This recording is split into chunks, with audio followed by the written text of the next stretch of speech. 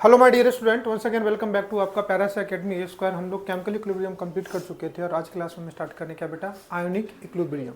दोनों टॉपिक में एक वर्ड तो कॉमन है, इक्विलिब्रियम। इक्विलिब्रियम किस पॉइंट को बोलते हैं? वो पॉइंट जहाँ पे कोई भी रिएक्शन जितना रिएक्टेंट प्रोडक्ट में कन्वर्ट हो सकता था उतना हो चुका होगा, और जितना प्रोडक्ट रिएक्टेंट में कन्वर्ट हो सकता था उतना हो चुका होगा। और इक्विलिब्रियम किस पॉइंट को बोलते हैं? जहाँ पे रिएक्शन का फॉरवर्ड जाने का रेट रिएक्शन के बैकवर्ड जाने के रेट के क्या होता है, बराबर होता है। उसी पॉइंट को क्या बोलते हैं? इक्विलिब्रियम पॉइंट बोलते हैं। उसी पॉइंट को क्या बोलते हैं?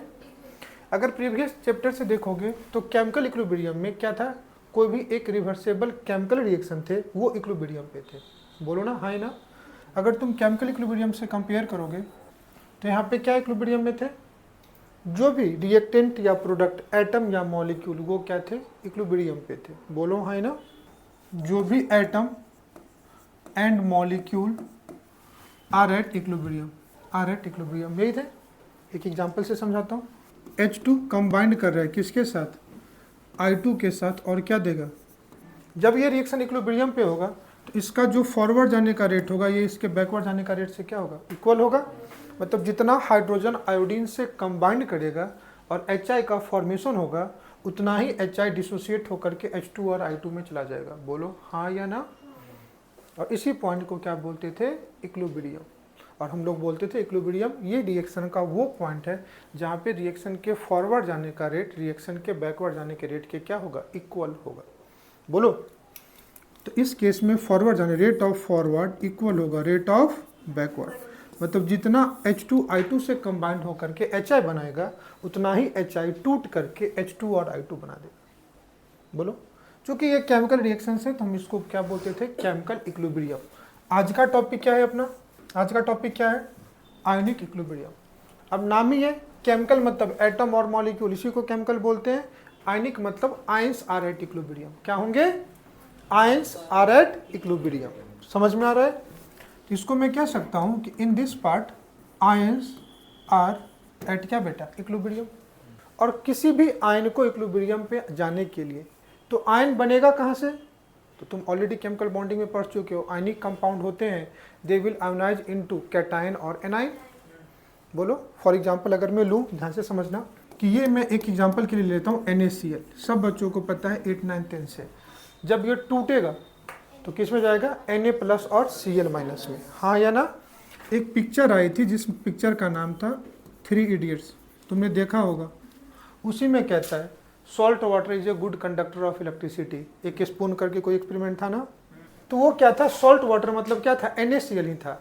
और जब NaCl को किसी एक्वस सॉल्यूशन में डालोगे, NaCl को जब आप वाटर के प्रेजेंस में लोगे ये टूट जाता है। सोडियम आयन और क्या बेटा? Chloride ion. बोलो। आयंस बनेंगे तभी तो आयनिक इक्विलिब्रियम पे होंगे। समझ में आया ना? आयनिक इक्विलिब्रियम को अगर समझने हम जाएं, इस चैप्टर को अगर मैं आपको पढ़ाता हूँ तो सबसे पहले मुझे ये बताना पड़ेगा, आपको बताना पड़ेगा कि आयन कौन कौन दे सकता है।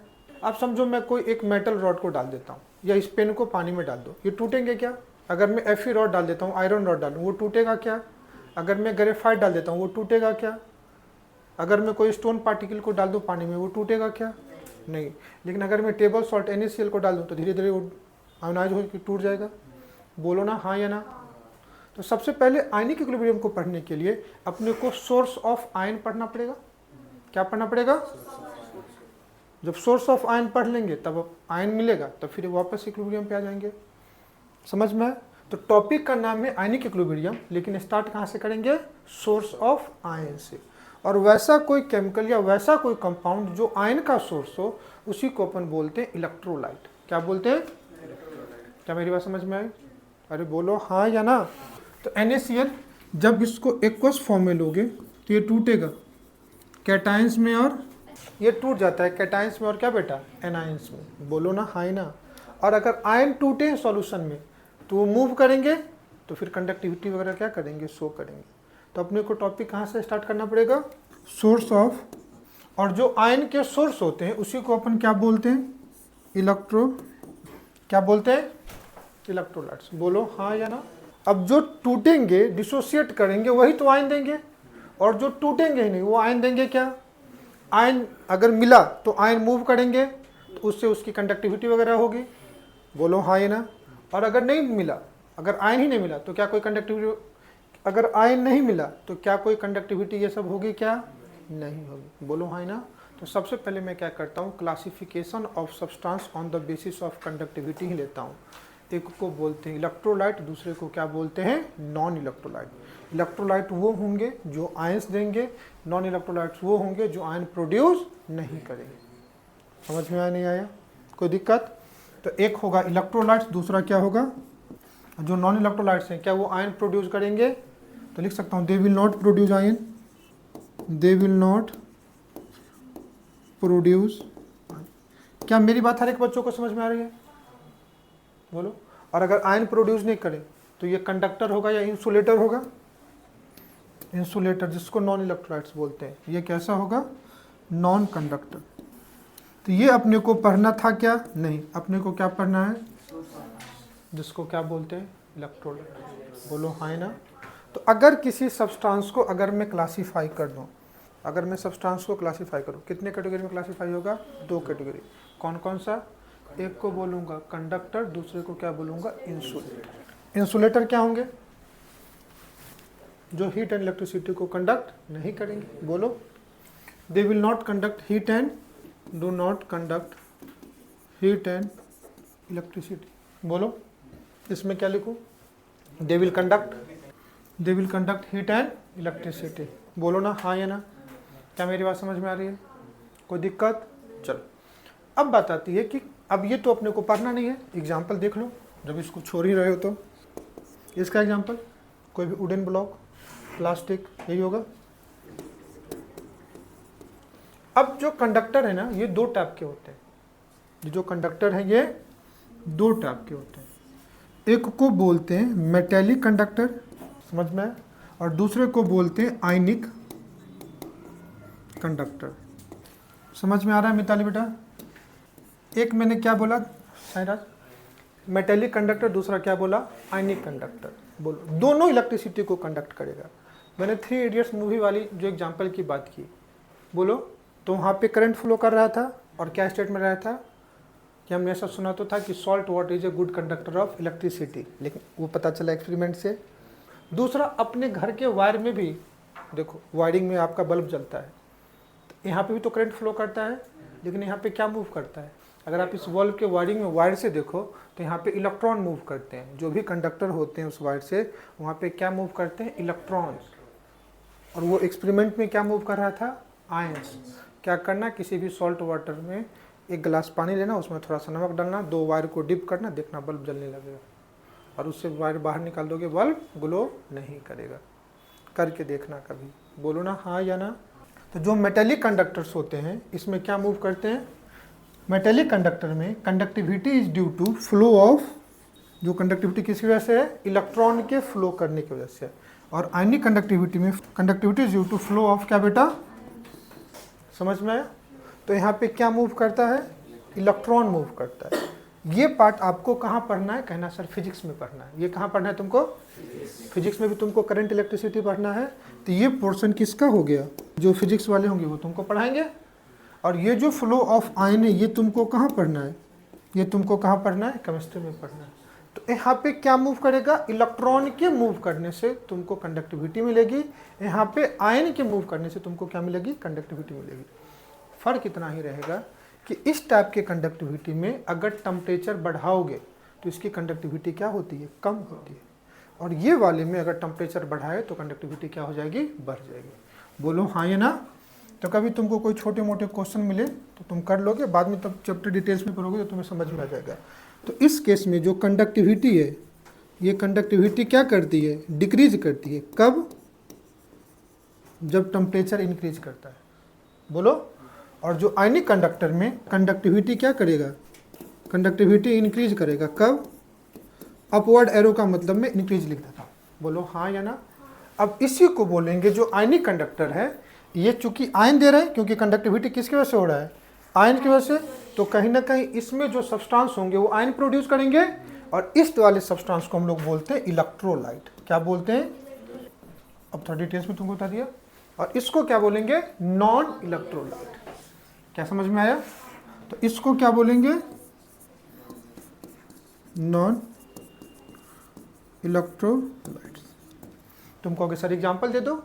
जितने भी copper wire, aluminium wire, iron के वायर होते हैं सब कंडक्टर्स होते हैं, करंट लगेगा। अरे बोलो ना, हाँ है ना। तो ये सब क्या होंगे? और जितने भी सॉल्ट सॉल्यूशन वगैरह होते हैं वो किसके होंगे? बोलो हाँ या ना। रुक करके देखो तो अपने को क्या पढ़ना है तुमको? इलेक्ट्रोलाइट। क्या बोला इसको? इलेक्ट्रोलाइट। अब रुक करके समझते हैं कि अपने सिलेबस में पढ़ना किसको है? इलेक्ट्रोलाइट। तो इस पे बात करेंगे। किस पे बात करेंगे? अब इलेक्ट्रोलाइट क्या होंगे? जो सोर्स ऑफ आयन होंगे वो आयन प्रोड्यूस करेंगे। तो व्हाट इज इलेक्ट्रोलाइट? तुम कहोगे सोर्स ऑफ आयन। क्या होंगे? अब रुक करके समझना, ये सोर्स ऑफ आयन मतलब क्या कि कोई भी सब्सटेंस, जैसे मैंने NaCl को लिया था तो NaCl टूट रहा था, उसी चीज टूटना को तुम या तो डिसोसिएशन कह सकते हो या आयोनाइजेशन कह सकते हो। बोलो ना, समझो। मैं एक एग्जांपल से तुमको फिर से समझाता हूँ। मैं एक दूसरा एग्जांपल ले लिया, KCl, पोटेशियम क्लोराइड। तो ये आयन देगा, तो इसका आयन क्या क्या हो सकता है? K plus NCl-। बोलो, और जब ये एक न्यूट्रल मॉलिक्यूल आयन में टूटेगा, ये मॉलिक्यूल क्या है? न्यूट्रल। ये मॉलिक्यूल क्या है? आयन। यहाँ पे देख लो, हमने कहानी यहीं से स्टार्ट किया था। क्या इसमें कोई आयन है क्या? नहीं। ये भी एक न्यूट्रल मॉलिक्यूल, ये भी एक न्यूट्रल मॉलिक्यूल, ये भी एक न्यूट्रल मॉलिक्यूल। बोलो है ना। चूंकि केमिकल रिएक्शन में कोई आयन का फॉर्मेशन नहीं होता है, अभी भी के इक्विलिब्रियम वगैरह सब कुछ हम लोग वैसे ही लिखेंगे, कुछ चेंज नहीं होने वाला। लेकिन यहाँ पे सारे reactant and product neutral species है। बोलो हाँ या ना। और यहाँ पे हम लोग नाम ही डाले हैं आयनिक इक्विलिब्रियम, तो यहाँ पे आयंस तो फॉर्मेशन होंगे। बोलो चाहे कोई भी आयन हो, कैटायन हो या एनायन हो, दो ही टाइप के होते हैं ना। तो कोई भी एक न्यूट्रल मॉलिक्यूल किसका फॉर्मेशन करेगा? आयन का। तो ये आयोनाइज होगा तब ना। ये जो टूट रहा है इसी को या तो हम लोग इसको डिसोसिएशन बोलते हैं या इसी को हम लोग आयोनाइजेशन बोलते हैं। क्या क्या बोला मैंने? डिसोसिएशन और आयोनाइजेशन। तो इस पार्ट को क्या बोल सकते हैं? डिसोसिएशन। और इसी पार्ट को या तो डिसोसिएशन बोलते हैं और क्या बोलते हैं? आयोनाइजेशन बोलते हैं। और इससे तुमको क्या मिलेगा? आयंस मिलेगा। क्या मेरी बात समझ में आ रही है? अब फिर बात हम लोग करते हैं इसी इलेक्ट्रोलाइट पे कि इलेक्ट्रोलाइट होते कितने टाइप के हैं। इलेक्ट्रोलाइट होते कितने टाइप के हैं और कौन कौन से इलेक्ट्रोलाइट हो सकते हैं। सिंपल शब्द में बोलूँ, व्हाट इज इलेक्ट्रोलाइट? तो वैसा कोई सब्सटेंस जो डिसोसिएट हो करके या जो आयोनाइज हो करके, जो ब्रेक हो करके आयन प्रोड्यूस करे, उस टाइप के सब्सटेंस को क्या बोलते हैं? इलेक्ट्रोलाइट बोलते हैं। बोलो ना हाँ या ना। कोई दिक्कत? अब हम लोग आते हैं कि इलेक्ट्रोलाइट को पढ़ते हैं। किसको पढ़ते हैं? इलेक्ट्रोलाइट। अब इलेक्ट्रोलाइट टूटेंगे, आयन में टूटेंगे। अब मैं कहता हूं इलेक्ट्रोलाइट दो टाइप के होते हैं। इलेक्ट्रोलाइट कितने टाइप के? एक को बोलते हैं स्ट्रॉन्ग इलेक्ट्रोलाइट। क्या बोलते हैं को? और दूसरे को बोलते हैं, बोलो हाँ या ना। इसी को समझाने के लिए मैं एक एग्जांपल लेता हूं पॉपकॉर्न का। किसका एग्जांपल ले लूं? पॉपकॉर्न। खाए हो? किससे बनता है? तुम कहोगे मेज सीड। मेज सीड से ना। अरे बोलो है ना। एक मार्केट वाला ले ले और एक घर वाला ले लो, जिसको गावरान बोलते हैं, और एक मार्केट वाला ले लो। बोलो। तो एक प्योर लेता हूँ, दूसरा जो मार्केट वाला है उसी को हाइब्रिड बोलते हैं। और दूसरा कौन सा ले लिया? प्योर, जो गावरान है। कभी कभी देखना उस गावरान सीड से मम्मी भी ट्राई करती हैं। बोलो। तो उसमें से थोड़े बहुत सीड पॉपकॉर्न में फूटते हैं, बाकी फूटते ही नहीं है। देखा होगा। और जो मार्केट वाला है वो पूरे के पूरे फूट जाते हैं। यही होता है ना पॉपकॉर्न बनाने में। देखा होगा ना। तो इसमें क्या होते हैं कि मान लो तुमने 100 सीड लिए, 100 सीड लिए, तो देखा होगा थोड़ा सा तेल नमक डाल करके रख दे, कवर कर दे, सारे के सारे पॉपकॉर्न फूट जाते हैं। मार्केट वाले यही होता है ना। तो ये 100 में से 100 किस में हो जाए? पॉपकॉर्न में फूट जाए। अरे बोलो है ना। तो पूरे के पूरे सीड किस में कन्वर्ट हो गए? बोलो ना है ना। और जो अपना गावरान है उसमें का तुमने 100 सीड लिया, मतलब अपना गांव वाला देसी जो होता है, जो सीड पॉपकॉर्न में नहीं भी फूटते हैं उसको भी तुम खाओगे तो उसका टेस्ट अच्छा होता है और गुड फॉर हेल्थ होता है। उसमें सेलुलोज की मात्रा ज़्यादा होती है। मार्केट में लोग फाइबर बोलते हैं। क्या बोलते हैं? फाइबर। तो 100 सीड लिया, उसमें से कितने फूटते रहेंगे बेटा? 15-20। उतने ही फूटते होंगे, बाकी फूटते ही नहीं है। गलत कह रहा हूँ? 15-20 पूरे फूटते हैं, कुछ आधा फूटते हैं, बाकी फूटते ही नहीं है, बस वही ब्राउन हो जाते हैं। देखा होगा ना? तो समझो इसमें से कितने फूटे? 20 सीड फूटे। दोनों तो मेसिड है, दोनों पॉपकॉर्न ही दे रहे हैं। पॉपकॉर्न यहां भी मिल रहे हैं, पॉपकॉर्न यहां भी मिल रहे हैं। फर्क क्या है?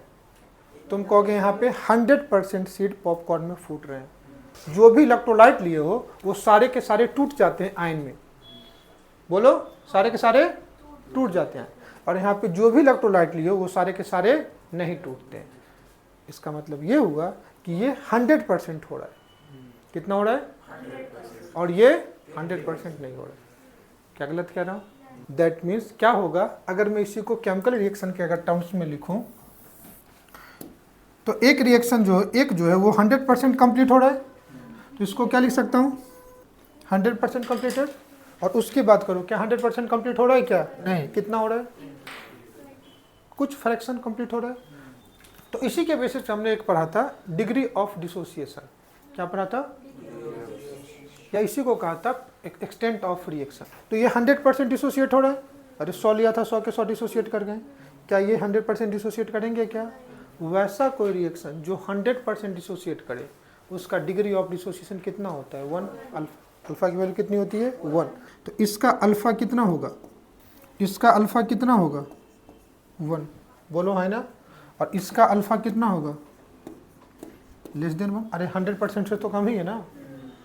What is alpha? Degree of dissociation, number of mole dissociated from 1 मोल। अरे 100 में 100 हो गए तो 1 में 1 हुए कि नहीं हुए? रिएक्शन पूरी तरह कंप्लीट हुए। क्या ये 100 में से 20 ही हुए ना? 80 जो सीड थे वो पॉपकॉर्न में फूटे क्या? तो क्या ये 100% कंप्लीट हुआ? क्या नहीं। तो तुम रुक करके बताओ, इक्विलिब्रियम इसमें एग्जिस्ट करेगा या किसमें एग्जिस्ट करेगा? तो इक्विलिब्रियम तभी एग्जिस्ट करता है किसी भी केमिकल रिएक्शन में जब वहां पे रिएक्टेंट एंड प्रोडक्ट दोनों हो। रिएक्टेंट एंड प्रोडक्ट, अगर H2 और I2 गिव्स HI, अगर समझो प्रोडक्ट खत्म ही हो गया तो रिएक्शन बैकवर्ड आएगा? क्या नहीं। तो इक्विलिब्रियम तभी एग्जिस्ट करता है वो केमिकल रिएक्शन जब 100% कंप्लीट नहीं हो। तो इक्विलिब्रियम इसका पार्ट होगा, किसका पार्ट होगा? इसका पार्ट होगा, क्योंकि ये तो 100% कंप्लीट कर गए। अरे बोलो ना, हाँ या ना? अगर इसको मैं रिएक्शन के फॉर्म में लिखूं, इस पार्ट को ध्यान से देखना, तो कैसे लिख सकता हूं? T=0 पे कितने सीड थे? 100 सीड। तो पॉपकॉर्न कितने थे? 0। T=T टाइम पे अब सीड कितना हो गया? 0। और ये कितने हो गए? 100। ये क्या है? सीड है। और ये क्या है? अब देखो, T टाइम पे रिएक्टेंट कम खत्म हो गए, सिर्फ प्रोडक्ट ही है, तो क्या यहाँ इक्विलिब्रियम होगा? क्या नहीं होगा। तो ये रिएक्शन जब 100% कंप्लीट करता है तो इसको सिंगल एरो से दिखाएंगे। और ये रिएक्शन क्या करेगा? 100% कंप्लीट नहीं करेगा। तो इस केस में जो सीड होगा और जो पॉपकॉर्न होगा ये इक्विलिब्रियम पे होगा। देखो, T=0 पे ये कितना है? 100। तो ये कितना होगा? 0। बाद में 20 टूट गए, फूट गए, तो कितने बचेगा? तो ये कितना मिलेगा? दोनों होंगे तभी हो सकते हैं इक्विलिब्रियम पे। सिंपल शब्दों में तुमको बताया कि इलेक्ट्रोलाइट क्या होंगे? आयन प्रोड्यूस करेंगे। वो इलेक्ट्रोलाइट 100% आयोनाइज कर जाए तो उसको क्या बोलेंगे? Strong electrolyte. और वो इलेक्ट्रोलाइट जो 100% आयोनाइज नहीं करे तो उसको क्या बोलेंगे? Weak electrolyte. तो इन दोनों में से बताओ कौन सा स्ट्रॉन्ग हुआ, कौन सा वीक हुआ? ये वाला स्ट्रॉन्ग हुआ, ये वाला क्या हुआ? वीक हो गया। जो मार्केट वाला मेल सीड है वो पूरे के पूरे पॉपकॉर्न में फूट जाते हैं तो उसको बोलेंगे स्ट्रॉन्ग इलेक्ट्रोलाइट। और जो अपना गांव वाला है, गावड़ान है, उसमें सारे के सारे तो नहीं फूटेंगे तो उसको क्या बोलेंगे? Week electrolyte. बोलो हाँ ही ना? तो वीक कहने का मतलब क्या हो गया? कंप्लीटली डिसोसिएट करेगा? नहीं करेगा। ये कंप्लीटली डिसोसिएट करेगा, या तो डिसोसिएट बोल दूं या आयोनाइज बोल दूं, एक ही बात है। और इसकी अगर बात करूं तो इनकम्प्लीट। वैसे इलेक्ट्रोलाइट जो 100% डिसोसिएट कर जाए into their corresponding ion, they are considered to be strong electrolyte. कोई दिक्कत? फिर तुम कहोगे इस केस में अगर ये कंप्लीटली डिसोसिएट कर रहा है तो इसका डिग्री ऑफ डिसोसिएशन अल्फा की वैल्यू कितनी हो जाएगी? What is alpha? अल्फा क्या होता है? Degree of dissociation. किसको बोलते हैं? चलो पहले रुक करके समझ लेते हैं। Degree of dissociation, degree of, ये किसी भी केमिकल रिएक्शन के लिए निकालते हैं। ध्यान से देखना, अगर कोई रिएक्टेंट है ये किस में जाएगा? कोई दिक्कत? अगर कोई केमिकल रिएक्शन तुम करा रहे हो, चलो मैं रिवर्सेबल लिख लेता हूँ, रिएक्टेंट प्रोडक्ट में एंड प्रोडक्ट रिएक्टेंट में। क्या कुछ गलत कह रहा हूँ? अब इस केस में ये केमिकल रिएक्शन कराने के लिए T=0 पे रिएक्टेंट का कुछ ना कुछ अमाउंट तो लोगे। तुमने कितना अमाउंट ले लिया? चलो x, चलो A ले लेता हूँ। अरे तुम 10 ले सकते हो, ये 100 ले सकती है, 1000 ले सकती है, x y z कुछ भी ले सकते हो। चलो मैं इसको A ले लेता हूँ। क्या ले लो? A ले लो। तो क्या उस टाइम पे प्रोडक्ट होगा क्या? बोलो बेटा, होगा क्या? नहीं। तो प्रोडक्ट इस टाइम पे नहीं। अब T=T टाइम, मतलब थोड़े टाइम के बाद यही रिएक्टेंट प्रोडक्ट में कन्वर्ट होगा ना जी। जो ये रिएक्टेंट A है वही प्रोडक्ट में कन्वर्ट होगा। समझो इस A का कुछ x अमाउंट प्रोडक्ट में कन्वर्ट हो गया होगा, तो कितना बचा? A-x। अरे कुछ उसमें है क्या? तो ये कितना बचा? A-x। ये बचा हुआ अमाउंट है, कितना कन्वर्ट करा होगा? x वो अमाउंट है रिएक्टेंट का जो प्रोडक्ट में कन्वर्ट हो गया। क्या कुछ गलत कह रहा हूं? तो इसके x से ये कितना बनेगा? T टाइम में रिएक्टेंट का रिएक्टेड अमाउंट। तो अगर मैं इसका डिसोसिएशन लिखूं, क्या लिखूं? तो अगर मैं इसका डिग्री ऑफ डिसोसिएशन अल्फा लिखूंगा तो अल्फा = कितना हो जाएगा? Reacted amount upon initially taken amount. Reacted amount upon initial amount. अब रिएक्टेड अमाउंट कितना है यहाँ पे? x, और लिया कितना था? A, तो कितना हो गया? x/A।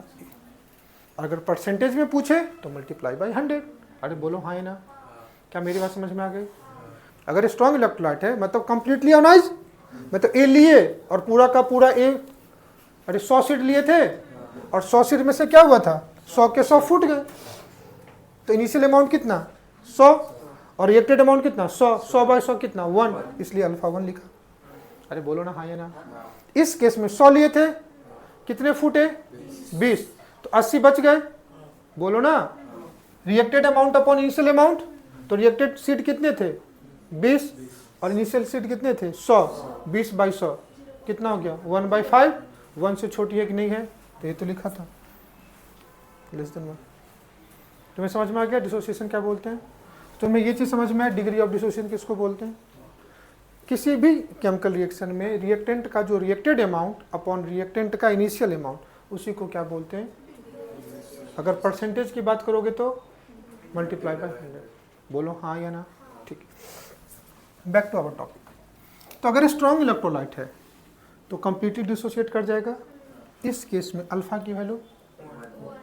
अब तुम कहोगे सर अपने सिलेबस में कौन कौन से वैसे स्ट्रॉन्ग इलेक्ट्रोलाइट है जो पूरी तरह आयोनाइज हो जाते हैं? तो 3 ही तुमको पढ़ना है। एग्जाम्पल की बात करोगे तो स्ट्रॉन्ग एसिड, स्ट्रॉन्ग, और तीसरा सॉल्ट। बोलो हाँ या ना? अब तुम अगर स्ट्रॉन्ग एसिड की बात करोगे तो मैं ले लेता हूँ HClO4HI। बोलो अगर स्ट्रॉन्ग बेस की बात करोगे NaOH, KOH, strong acid, base and salt. अब स्ट्रॉन्ग एसिड कौन कौन से हो सकते हैं?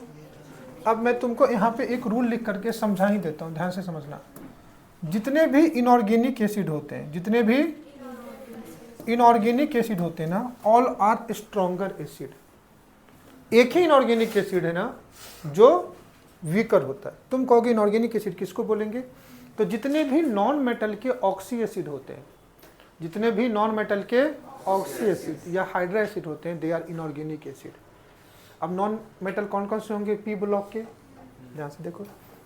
नाइट्रोजन नॉन मेटल है, देखो ऑक्सीजन है ना, हाइड्रोजन के साथ इसका एसिड है ऑक्सी एसिड।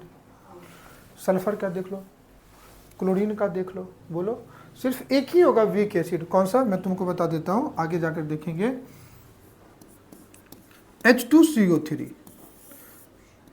जितने भी कार्बन कंपाउंड के एसिड होते हैं, तुम सुनोगे formic acid, acetic acid, benzoic acid, सारे के सारे ऑर्गेनिक एसिड, वीकर एसिड होते हैं। वैसा कोई ऑक्सी एसिड जिसमें कार्बन प्रेजेंट हो, कार्बन ऑर्गेनिक कंपाउंड है ना, तो ये क्या हो जाते हैं? आगे जाकर के देखेंगे वीक एसिड।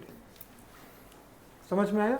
तो तुम देखोगे कि जो इलेक्ट्रोलाइट है उसके एग्जांपल में तुमको एसिड, बेस एंड क्या आ रहा है? सॉल्ट आ रहा है ना। तो बेसिकली आयनिक इक्विलिब्रियम में अपने को पढ़ना ही होता है एसिड बेस एंड सॉल्ट। क्या पढ़ना होता है? एसिड वो सब्सटेंस होगा जो H+ देगा, मतलब हाइड्रोजन आयन। बेस वो सब्सटेंस होगा जो OH- देगा, हाइड्रोक्सिल आयन। और सॉल्ट क्या देगा? कैटायन और एनायन। तो यही 3 कंपाउंड ही है जो तुमको क्या देगा? आयंस देगा। समझ में आया? तो हम लोग आगे हेडिंग ही डालेंगे एसिड बेस एंड सॉल्ट। पहले इलेक्ट्रोलाइट पे तो आ जाते हैं ना, क्योंकि एसिड बेस एंड सॉल्ट तक अपने को कौन लेकर के आया है? इलेक्ट्रोलाइट लेकर। फिर क्या बचा? चलो वीक इलेक्ट्रोलाइट में अगले पेज पे लाता हूँ। हम किसकी बात कर रहे हैं? तो वैसा कोई इलेक्ट्रोलाइट जो 100% आयोनाइज नहीं हो, तो दे विल आयोनाइज पार्शियली, मतलब बहुत कम आयोनाइज होते हैं। बोलो हाँ है ना? इस कारण क्या लिख सकते हैं? पार्शियली का मतलब बहुत कम एक्सटेंट। बोलो हाँ है ना? पार्शियली का मतलब हुआ लेस एक्सटेंट।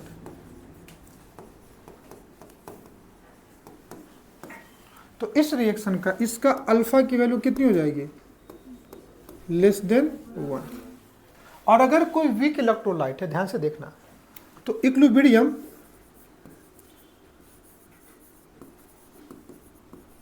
हम लोग किसके लिए लिखेंगे? स्ट्रॉन्ग इलेक्ट्रोलाइट या वीक इलेक्ट्रोलाइट के लिए? इक्विलिब्रियम हमेशा किसके लिए आएगा? Weak electrolyte. तो इसी इलेक्ट्रोलाइट के लिए इक्विलिब्रियम एग्जिस्ट करेगा। बोलो हाँ या ना?